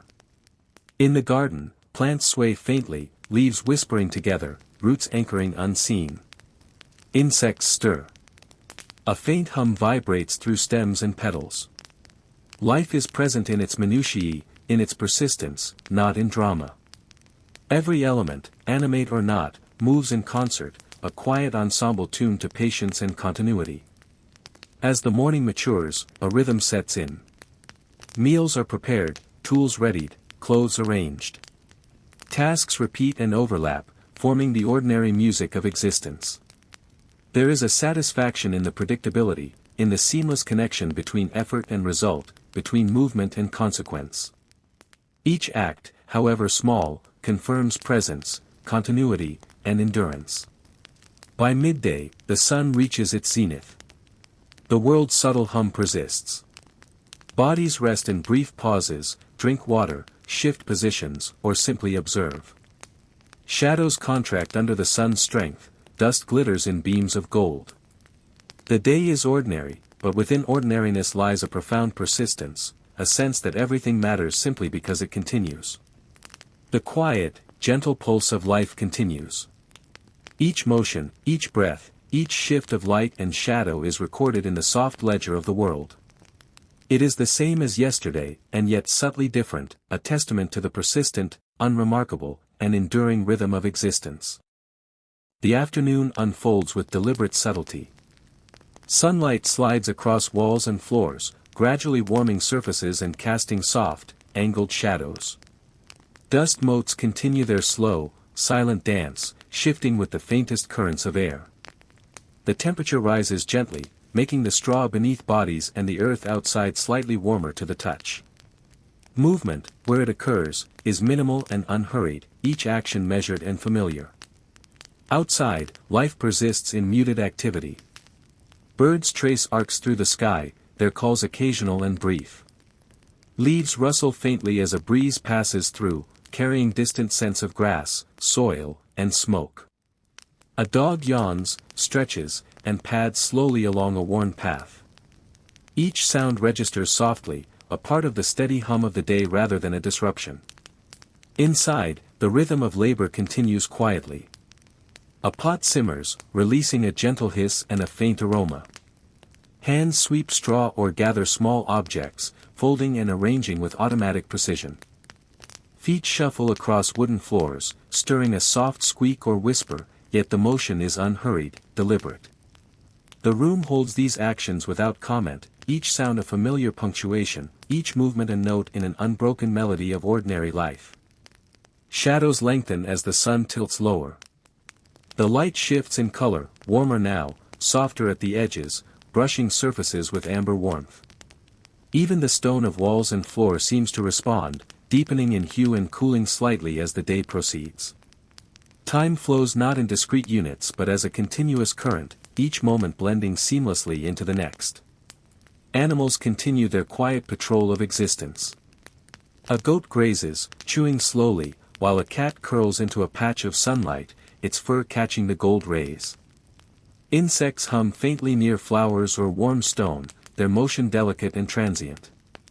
The world is alive in its minutiae, every sound, every vibration, every slight shift of air or weight acknowledged without urgency. By late afternoon, the sun dips lower, casting long, slender shadows across the ground. Light fades gradually, transforming the colors of the day into muted tones. Indoors, bodies respond. Limbs relax into chairs or straw bedding. Hands rest lightly in laps, eyes drift toward the warmth and glow of fading sunlight. Muscles loosen, joints settle, breathing slows, and the mind quiets further. The wind moves once more, brushing leaves and grasses, carrying distant smells of soil, smoke, and the faint, lingering warmth of the day. A single bird's call punctuates the soft symphony of sound, followed by silence, almost as if the world is pausing to inhale deeply before evening. As dusk approaches, the first hints of coolness brush the air. Shadows deepen and merge, forming shapes that are both familiar and ambiguous.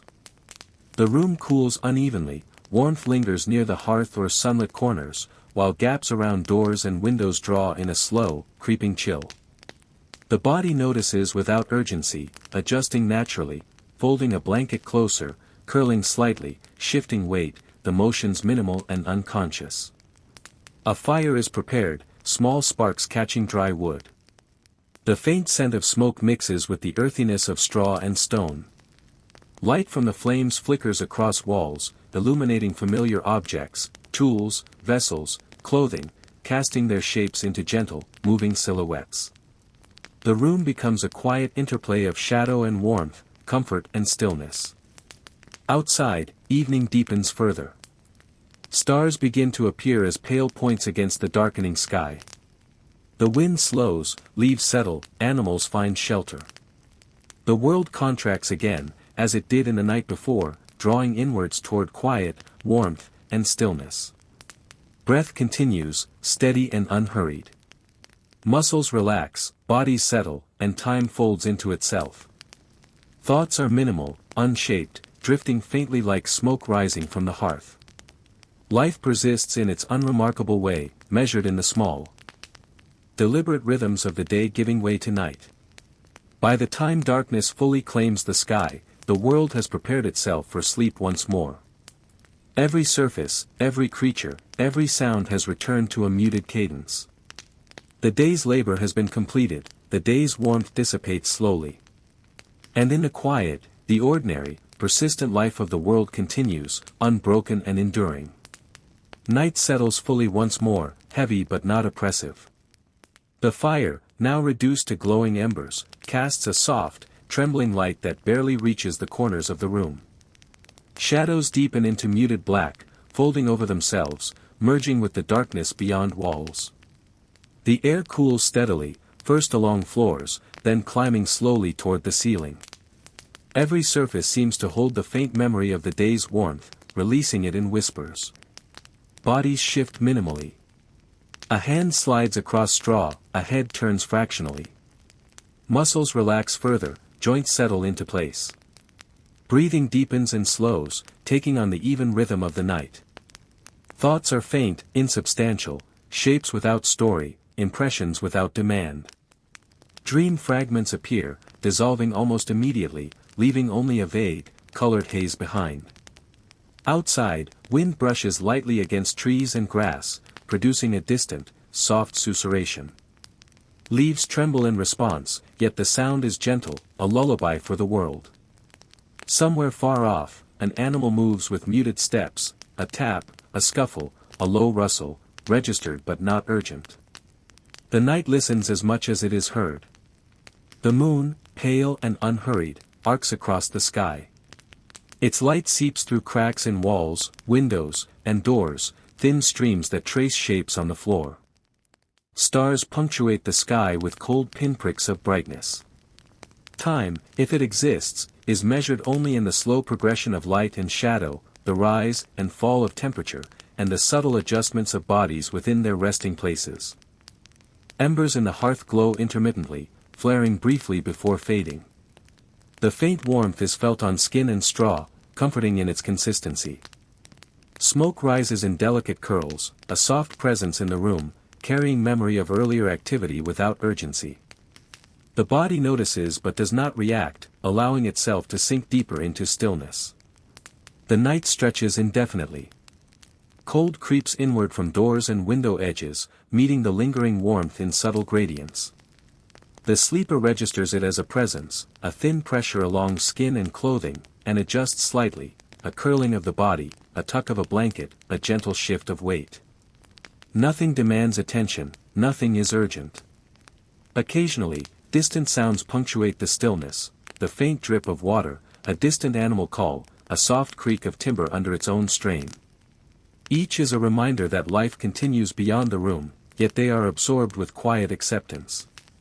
The world persists in its ordinary, persistent way. Breath, steady and unhurried, anchors the body. Muscles relax further, though awareness lingers faintly along the edges of sensation, the warmth of layered clothing, the slight pressure of body against straw, the faint pulse of heartbeat. Each micro-movement, each subtle adjustment, is performed unconsciously, maintaining comfort and continuity. Time continues to lose definition. Hours drift like smoke, uncounted and unmarked. Dreams, if they come, are fragmented and unsubstantial, fleeting color and shape without story. The room is known, familiar, accounted for. The night enfolds everything, a soft, continuous rhythm of life and endurance. And as the first light of dawn begins to gather on the horizon, imperceptible at first, the cycle begins again. Shadows lengthen and recede simultaneously, subtle noises stir the air, and the body prepares to rejoin the world. Limbs stretch, breath deepens, and the quiet, ordinary rhythm of existence resumes once more. The first hints of morning grow slowly, almost imperceptibly. Light seeps along the horizon in thin, pale streams, brushing against rooftops and treetops with a tentative glow. Shadows, long and diffuse, stretch across fields, floorboards, and walls, dissolving into one another as if the world itself is stirring from a prolonged slumber. The air shifts subtly, it is cooler near the edges of open windows and doors, warmer where sunlight begins to touch stone and wood. Inside, bodies respond with gentle awareness. Limbs stretch just slightly, fingers flex, a shoulder rolls. Breath deepens naturally, filling the chest and releasing with a quiet sigh.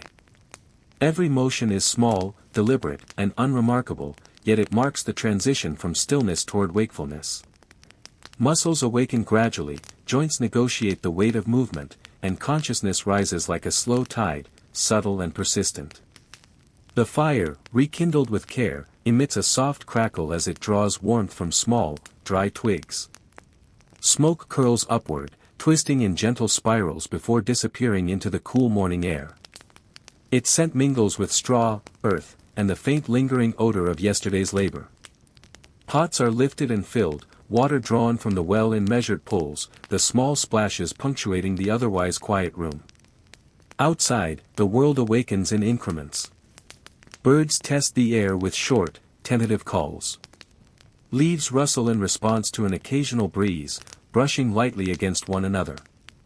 Insects begin their small, unseen work, and the faint hum of life grows steadily, but never intrusively. The rhythm of nature is patient, unhurried, precise in its repetition. Footsteps echo softly as someone moves across wooden floors, shifting straw, gathering objects. Tools are readied with careful motions.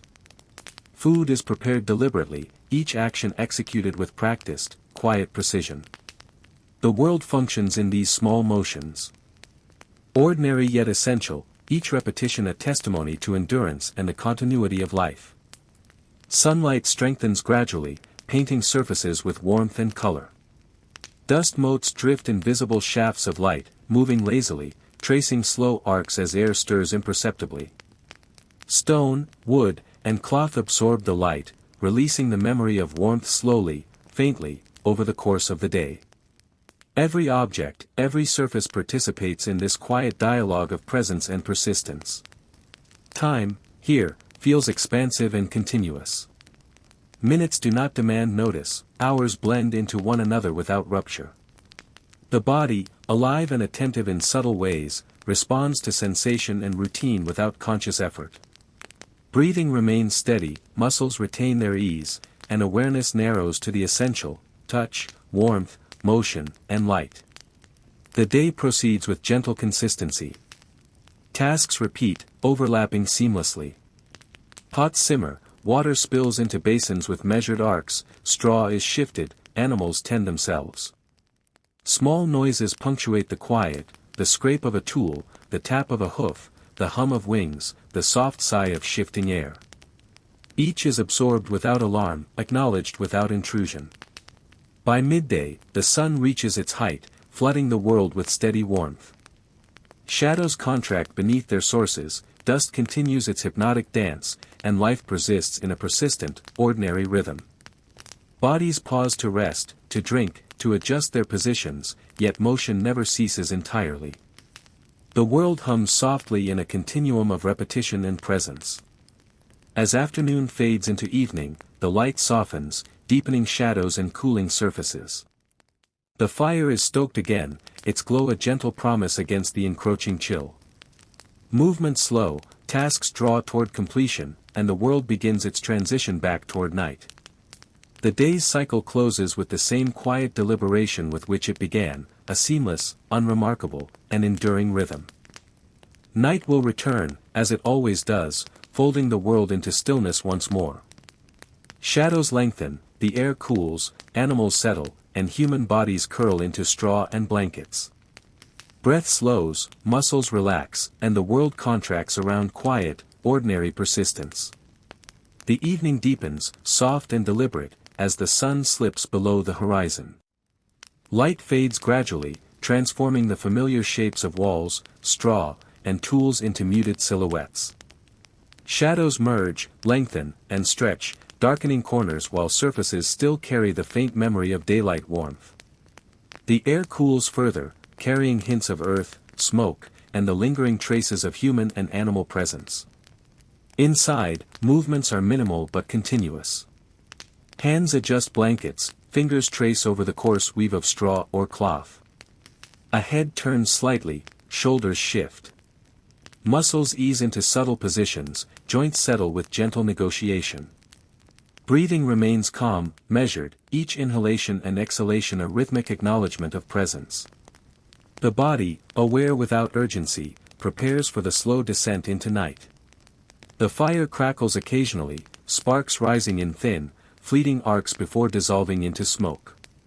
Its warmth radiates softly, reaching only nearby surfaces, creating pools of light in the otherwise dim room. Objects catch glimpses of this glow, a pot, a wooden chair, a bundle of tools, casting faint, trembling shadows that dance quietly across the floor.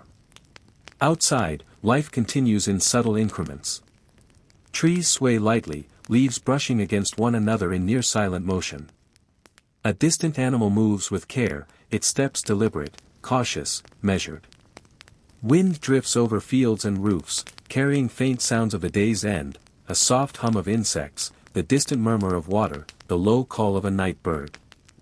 These noises are absorbed without startle, blending into the fabric of stillness. Bodies respond naturally to the cooling air. A hand draws a blanket closer, a foot shifts slightly under straw. The faint weight of clothing and the texture of surfaces against skin become increasingly perceptible, each sensation noted but not commanding attention.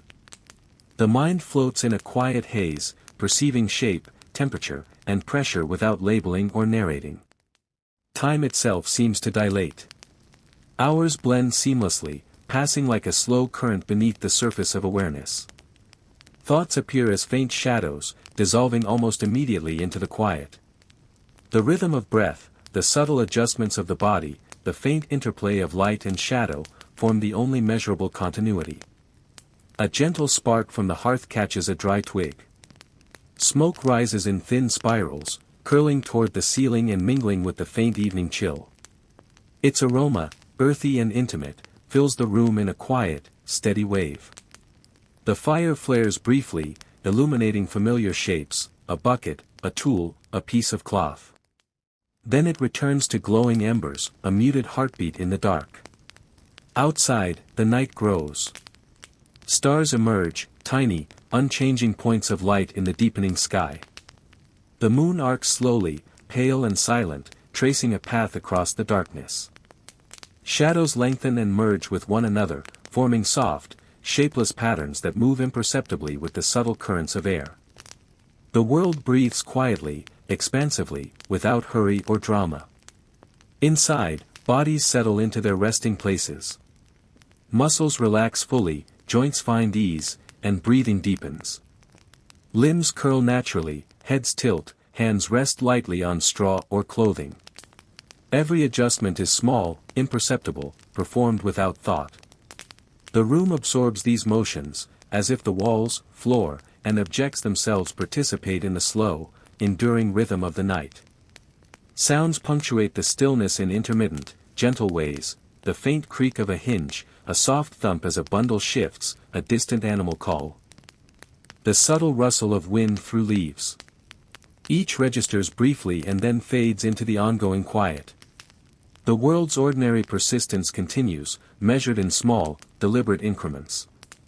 Dreams may come, fragmentary and unsubstantial. Colors, shapes, fleeting impressions drift across awareness and dissolve, leaving only the body's steady rhythm and the faint warmth of fire or clothing.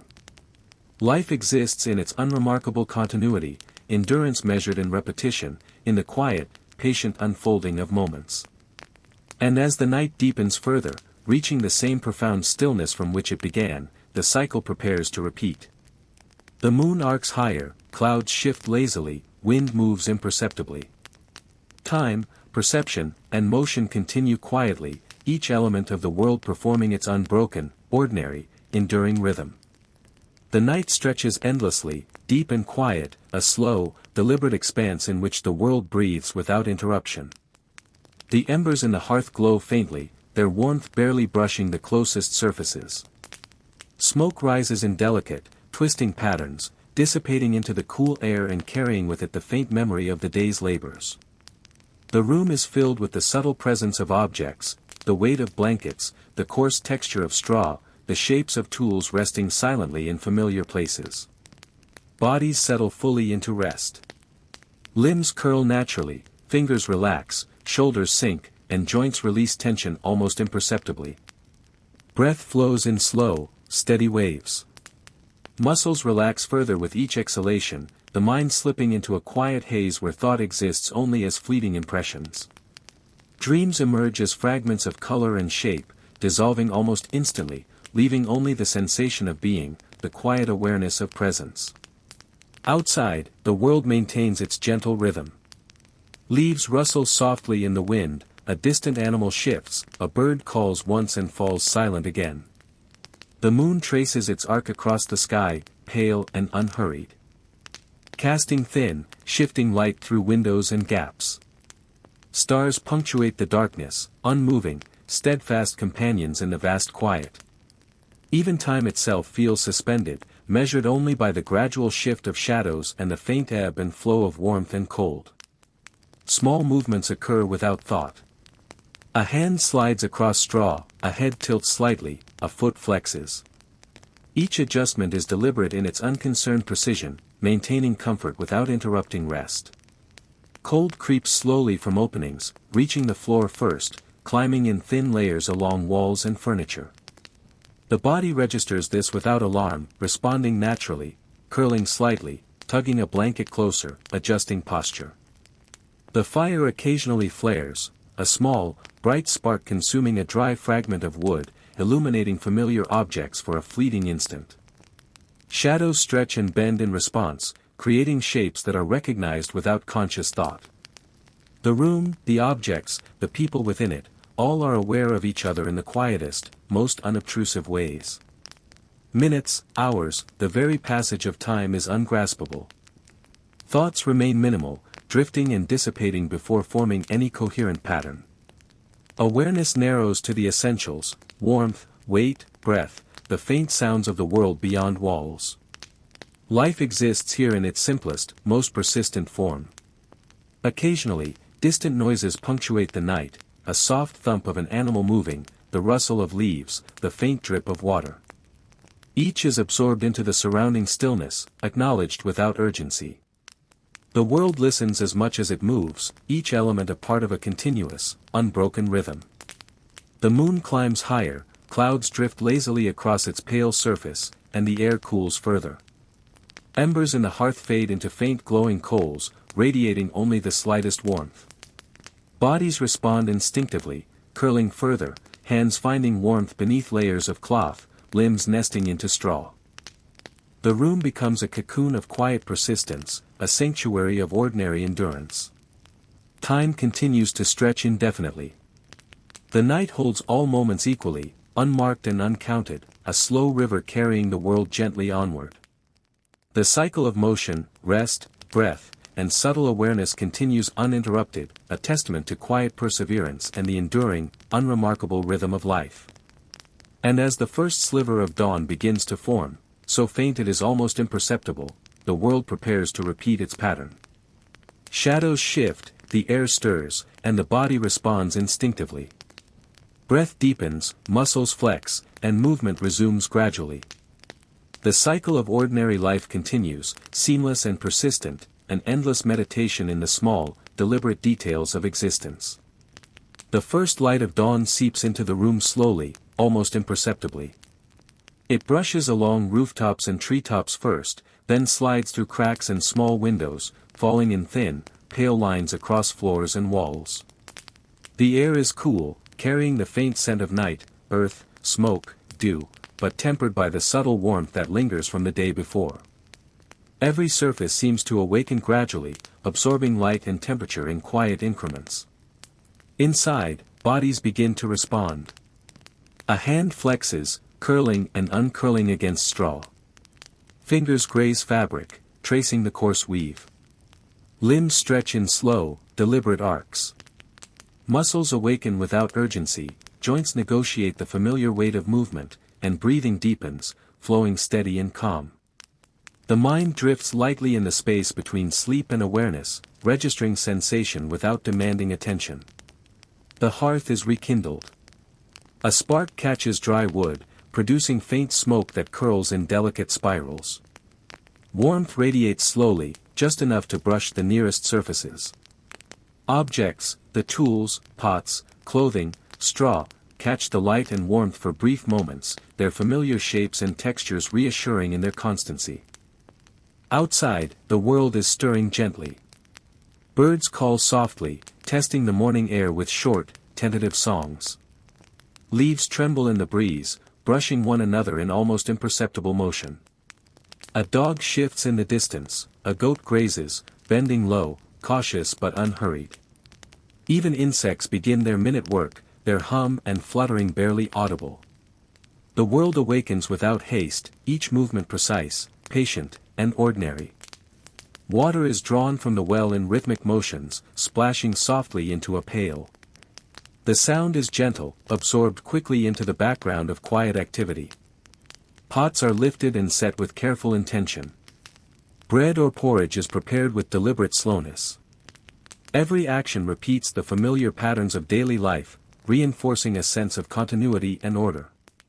The sun rises steadily, climbing in pale arcs that gradually strengthen the warmth and light. Dust motes drift lazily in the air, tracing invisible currents. Stone, wood, and cloth absorb sunlight and warmth slowly, holding them as latent memory for later. Shadows shift gradually, stretching and compressing in response to the rising light. The passage of time is subtle, felt in changes of temperature, illumination, and the gentle movements of the body. By mid-morning, the day settles into a quiet rhythm.